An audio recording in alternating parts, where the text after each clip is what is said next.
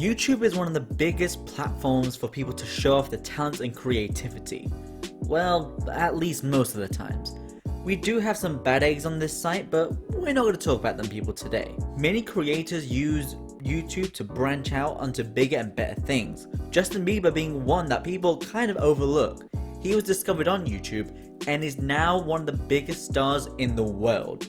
So today on Music Rewind, we are going to be reacting to the so-called YouTuber musicians and see just how good their music is and have they been successful. Alright, we are starting off with Dodie. Dodie is one of the biggest female musicians to come out of YouTube. With a following of 1.9 million subscribers, she's one of the rare creators on this site that doesn't get put down because she comes from YouTube. She has a following outside of this platform. Her music can mostly be described as this indie pop folk sound. She isn't known for having Lady Gaga style productions, but it's her lyrics which carry the song and captures people's attention. Especially mine, Sick of Losing Soulmates is a definite recommendation. She is also very successful. On Spotify, she has decent streaming numbers, especially for an independent artist. She's released 3 projects which have all hit the UK Top 40s album chart, with her debut album Human reaching number 5. She gets a thumbs up from me. Moving on now to Jake Paul. I'm just getting his entry out the way now. Jake Paul rose to prominent fame in 2013 while he was on Vine. Does everyone remember Vine? Feel old yet? In 2017, he launched into his music career and released the critically panned song, It's Everyday Bro. The song was huge, charted on the Billboard Hot 100 at number 91 and went platinum. He even ended up getting another Hot 100 entry with Jericho, which went to number 86.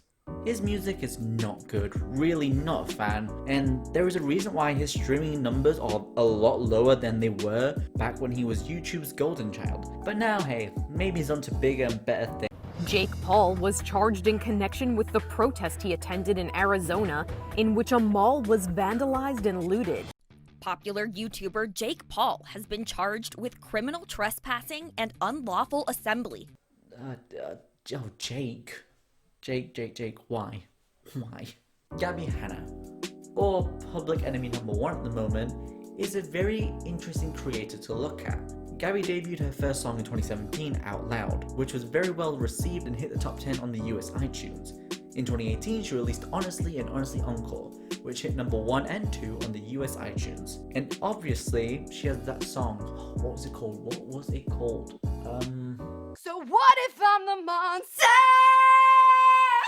Oh yeah, that one. Gabi makes pop music, but lyrically I think she's almost like a YouTube Taylor Swift, in that she writes all about her life and being in the public eye on YouTube. Two-Way Mirror, which is an amazing project. It's about a relationship she was in that didn't end well, and her newest EP, Bad Karma, which is okay, not as good as her old EP, is about YouTube and how she is perceived in the public eye.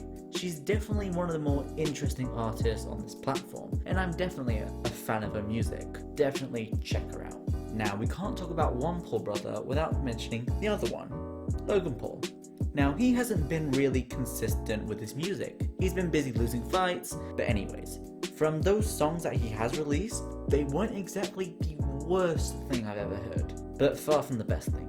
Help Me Help You is his biggest song commercially, with big streaming numbers and even went platinum. I think he's musically better than his brother, but still not really a fan, and that's literally all I can say. Emma Blackery is one of the smaller creators I'm about to talk about on this list, but don't let that distract you from the fact that she makes very good music. Emma has evolved a lot over the years with 6 projects, going from a Paramore style punk album to her most recent record, which is a lot more mid-tempo pop. Her debut album, which is called Villains, which was one of the best projects of 2018, and what I think Bad Karma by Gabi was maybe trying to go for, is really good. The album charted on the UK Albums Chart at number 23, and I kinda see it as YouTube's reputation, if I'm being honest. Her newest EP, My Arms Are Open, is decent. Not my favourite thing she's ever released, but she's definitely creative and you definitely have to check her out. Lastly, we have the man of the hour currently, KSI, breaking that YouTuber glass ceiling. KSI is one, if not the biggest British YouTuber. When he isn't beating up Logan Paul and making videos, he is making music with industry artists such as Offset, Rick Ross, Lil Baby, and JME. He made his debut on the UK chart in 2015 with Lamborghini, which hit the UK Top 40 at number 30. And since then, he's not been a stranger to the charts at all. He's had 5 additional top 40 hits, including 2 top 10s. He has released 4 EPs and a collab album with Randolph. But it's his debut album, Dissimulation, which is making a lot of noise. It charted in 14 countries worldwide, debuted on 3 Billboard charts, and debuted at number 2 on the UK Albums chart, the highest entry by a YouTuber ever. In fact, it stayed there for another week, being beaten by Lady Gaga. It's doing great on streaming, which is why it's had so much longevity and it spent its 4th week on the UK Top 10. If you're wondering what sort of music it does, it's hip-hop. Would you have been shocked if I said it was jazz? I mean, hey, he's creative, so never say never. But even though I'm not a massive fan of his, I am more of a pop guy. I listen to Eminem, that's as rap as I go. I respect the hell out of what he's doing, and I'm glad he's making strides in the music industry and hopefully giving YouTube a good name.